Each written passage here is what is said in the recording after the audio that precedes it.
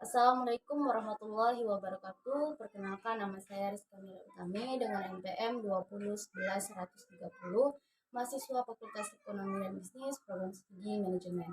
Pada kesempatan kali ini saya akan membahas dua studi kasus, yaitu studi kasus yang pertama tentang perusahaan luar negeri yang melakukan merger, dan studi kasus yang kedua yaitu perusahaan luar negeri yang melakukan akuisisi. Baiklah, kita masuk ke pembahasan yang studi kasus yang pertama, yaitu tentang perusahaan luar negeri yang melakukan merger. Perusahaan yang melakukan merger yang akan saya bahas adalah perusahaan AB InBev dan SABMiller. SABMiller merupakan produsen bir nomor 2 di dunia yang memproduksi Peroni, Gross, dan Pilsner, sedangkan AB InBev menghasilkan Stella Artois, Corona, dan Beck's. Sebelum melakukan merger, AB InBev sempat mengajukan untuk mengakuisisi SABMiller dengan nilai 42,15 pound sterling per lembar saham dalam bentuk uang tunai dengan alternatif saham parsial yang tersedia sekitar 41% dari saham SABMiller. Namun, SABMiller menolak. Pada akhirnya, karena alternatif saham parsial memungkinkan terwujudnya pendanaan yang layak dan mendukung penawaran tunai dengan harga yang lebih tinggi dibandingkan dengan harga sebelumnya. Merger antara AB InBev dan SABMiller akan menciptakan sebuah produsen bir global yang menjadikan salah satu perusahaan konsumen terbesar di dunia.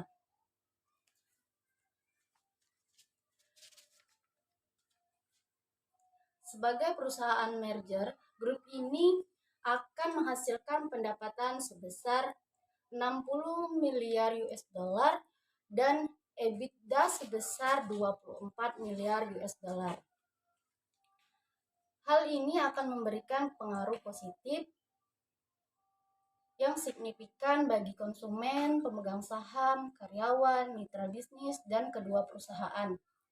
Maka dapat disimpulkan bahwa merger yang dilakukan oleh kedua perusahaan tersebut berhasil karena sentimen pasar yang dihasilkan dari merger adalah sentimen positif yang berpengaruh positif juga bagi kedua perusahaan dan pemegang saham serta konsumen. Dan selain itu, berdasarkan tujuan merger, yaitu terdapat dua tujuan merger.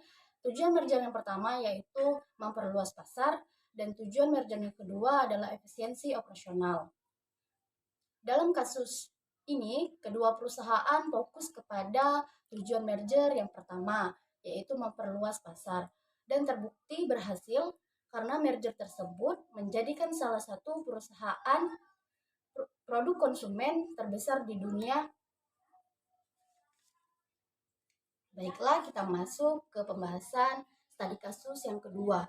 Studi kasus yang kedua berisi tentang perusahaan luar negeri yang melakukan akuisisi. Perusahaan luar negeri yang melakukan akuisisi yang akan saya bahas adalah perusahaan Pfizer dan perusahaan Warner Lambert. Sebelum melakukan akuisisi, kedua perusahaan ternyata bersengketa perebutan hak kepemilikan obat kolesterol Lipitor, di mana Warner Lambert menuntut perusahaan Pfizer karena pembagian hasil yang belum pas. Sehingga pada tahun 2000, perusahaan Pfizer mengakuisisi Warner Lambert senilai 90 miliar US dollar untuk menghindari tuntutan hukum yang dilakukan oleh Lambert, sekaligus untuk menguasai sepenuhnya keuntungan yang diperoleh dari penjualan obat kolesterol Lipitor tersebut. Selain itu, diketahui bahwa Pfizer langsung menjadi top 2 perusahaan obat-obatan terbesar di dunia setelah mengakuisisi Lambert. Perusahaan gabungan yang disebut nama Pfizer ini akan memiliki pendapatan tahunan sekitar 28 miliar US dollar, termasuk 21 miliar US dollar penjualan obat resep dan akan memiliki kapitalisasi pasar lebih dari 230 miliar US dollar. Gabungan pendapatan tahunan dan pertumbuhan pendapatan diperkirakan masing-masing sebesar 13% dan 25% pada tahun 2001 dan 2002, yang mendorong kedua perusahaan untuk menobatkan usaha baru sebagai perusahaan farmasi dengan pertumbuhan tercepat di dunia.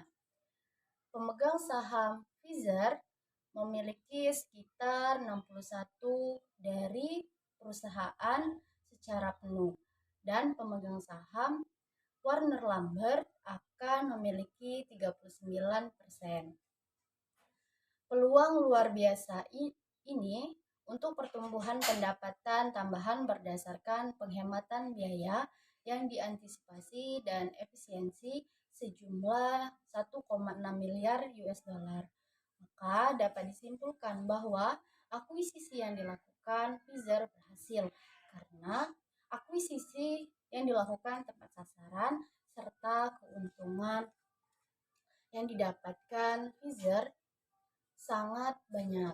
Selain terhindar dari tuntutan hukum dan menguasai sepenuhnya keuntungan dari penjualan obat kolesterol Pfizer saja, tetapi menjadi top 2 perusahaan obat-obatan terbesar di dunia.